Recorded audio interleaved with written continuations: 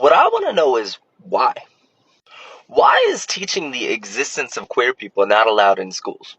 Because that's it. That's all I teach is the existence of queer people. However, it's okay for us to teach about how to hide underneath a desk because there's possibly an active shooter at 5. I don't go into the nitty-gritty details unless a student has a question that I find appropriate to answer. But I'm never going to stop teaching about the existence and history of queer people, or the history of black people, or the history of Latino people, or the history of anything else that's true that our whitewashed textbooks don't include. And to not judge people when you don't even know them.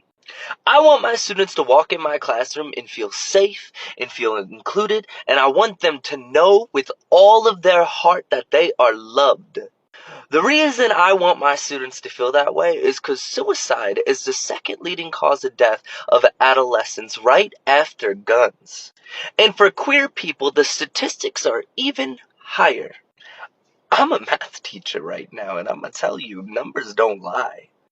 If me teaching about the existence of queer people makes one student a year feel safe, feel loved, and feel like their voice is heard and that they are not invisible, I did my job.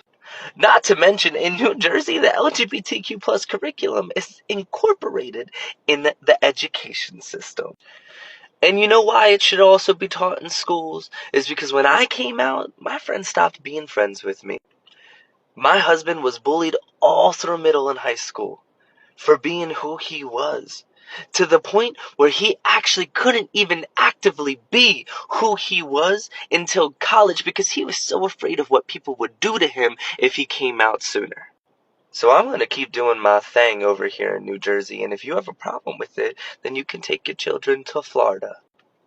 As my students would say, period.